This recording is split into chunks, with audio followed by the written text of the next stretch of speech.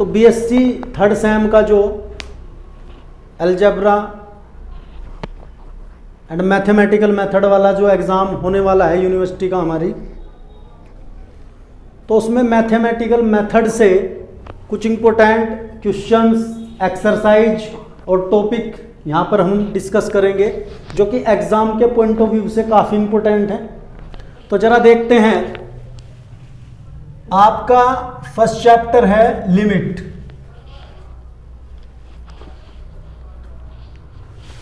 फिर है कॉन्टिन्यूटी, फिर है डिफरेंशियबिलिटी ऑफ टू वेरिएबल्स।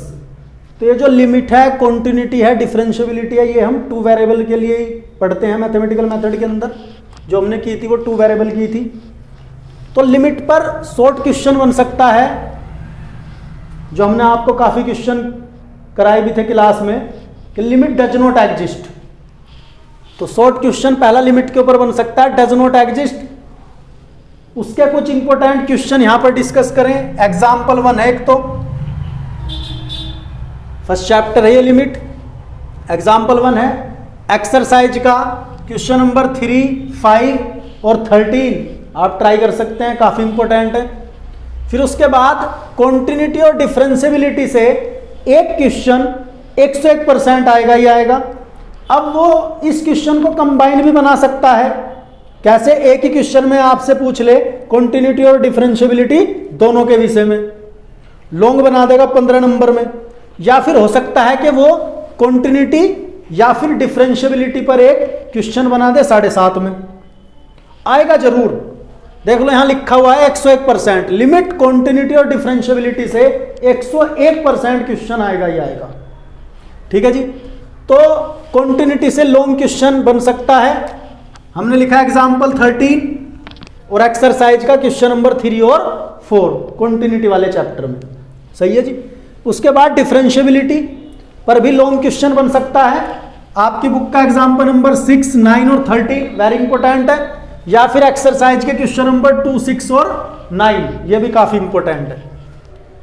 फिर बात करते हैं स्टेटमेंट की। तो 2 थ्योरम्स इसके अंदर है, यंग्स और सचवाज थ्योरम। इन दोनों का स्टेटमेंट पूछ सकता है बच्चों। तो एक बार रीड करके जाना एग्जाम से पहले दोनों थ्योरम का स्टेटमेंट। प्रूफ आपके सिलेबस में नहीं है, ये दोनों थ्योरम विदाउट प्रूफ है आपके सिलेबस में। साफ साफ लिखा है सिलेबस में कि विदाउट प्रूफ, लेकिन स्टेटमेंट इंपॉर्टेंट है। तो दोनों थ्योरम डिफरेंशियबिलिटी वाले चैप्टर में है, एक बार स्टेटमेंट पढ़कर जाना। फिर है नेक्स्ट चैप्टर आपका expansion of function of two variable. यहां पर मैंने लिखा 50-50 चांस है, क्वेश्चन बन भी सकता है और नहीं भी। अगर बना तो फिर मैंने कुछ इंपॉर्टेंट क्वेश्चन निकाले इससे।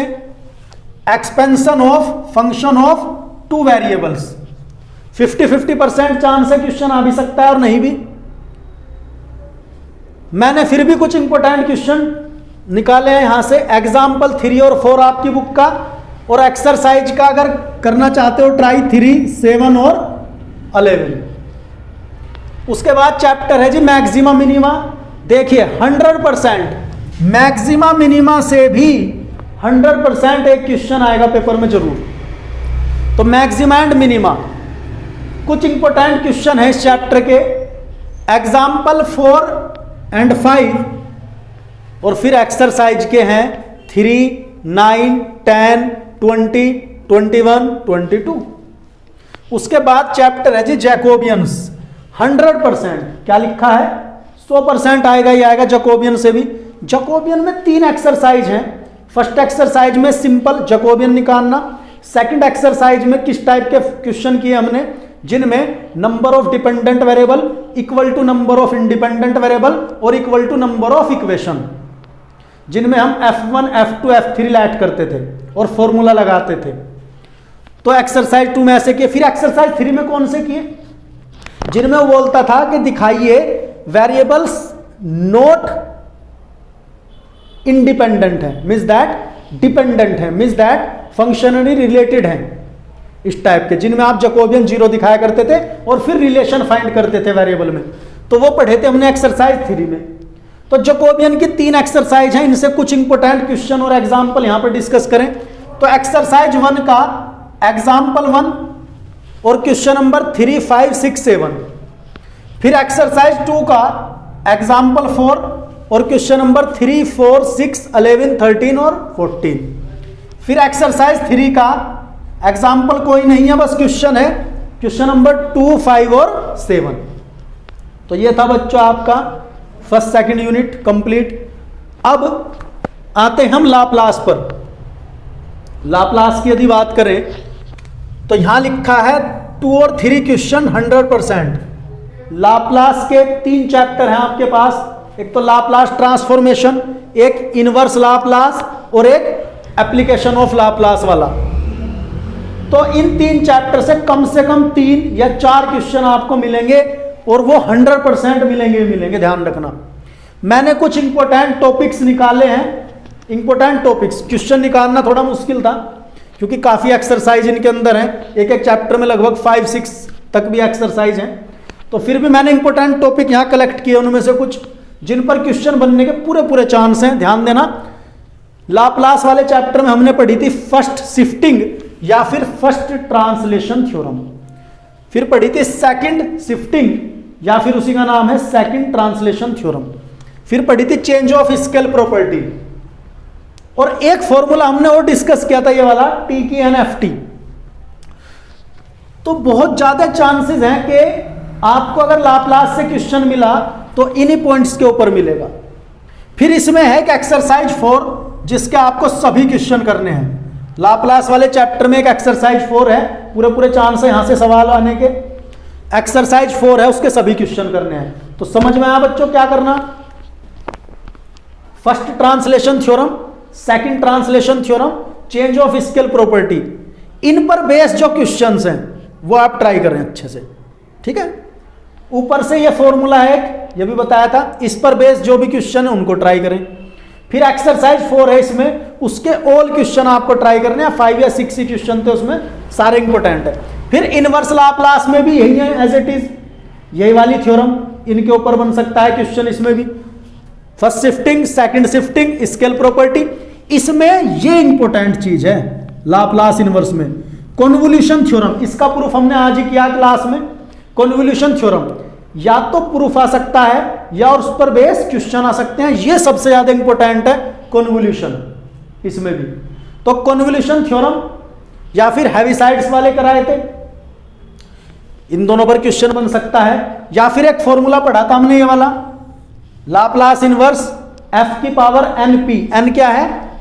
Differentiation, 1 time differentiation, 2 time differentiation.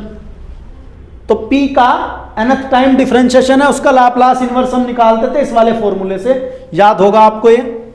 उसके बाद यदि मैं एप्लीकेशन ऑफ लाप्लास की बात करूं तो यहां से भी क्वेश्चन आएगा ही आएगा एक, जरूर ध्यान रखना। एक क्वेश्चन यहां से, एक क्वेश्चन 1 या 2 यहां से और एक क्वेश्चन यहां से आने आना। तो लाप्लास के 3 चैप्टर, इनसे कम से कम 3 या 4 क्वेश्चन आपको एग्जाम में मिलेंगे। तो ध्यान रखना, एप्लीकेशन ऑफ लाप्लास में 2 ही एक्सरसाइज आपको करनी है। एक तो एक्सरसाइज 1 है बच्चों और एक एक्सरसाइज 4 है। एक्सरसाइज 1 के कुछ इंपॉर्टेंट एग्जाम्पल हैं 3, 5 और क्वेश्चन है 2, 3, 6, 9। फिर एक्सरसाइज 4 के क्वेश्चन मैंने लिखा ऑल, एग्जाम्पल इसका कोई नहीं है, क्वेश्चन सारे करने हैं, लगभग 5 या 6 क्वेश्चन है, वो सभी करने हैं। तो ये पोर्शन आप अच्छे से कवर करके जाना लाप्लास का। पूरी उम्मीद है कि इस पर आपको क्वेश्चन मिलेगा पेपर में, जो पॉइंट्स हमने यहां डिस्कस किए हैं। उसके बाद लाप्लास के बाद आपके पास है फूरियर ट्रांसफॉर्मेशन और finite Fourier transformation. Short question यहां से बन सकता है, ठीक है। तो मैंने यहां लिखा कि फूरियर या फिर फाइनाइट फूरियर ट्रांसफॉर्मेशन। एक चैप्टर है फूरियर ट्रांसफॉर्मेशन, उससे नेक्स्ट है फाइनाइट फूरियर ट्रांसफॉर्मेशन। तो यहां से मैंने लिखा ओनली फॉर्मूला बेस्ड क्वेश्चन। आप फूरियर ट्रांसफॉर्मेशन के फॉर्मूले अच्छे से देख लें, sine transformation, cosine transformation, Fourier transformation. और फिर यही फाइनाइट फूरियर में है, साइन, कोसाइन या फाइनाइट फूरियर फाइंड करना। इनके फॉर्मूले अच्छे से देख लें और उन पर एक एक दो क्वेश्चन निकाल कर देख लें एवरी फॉर्मूले के ऊपर।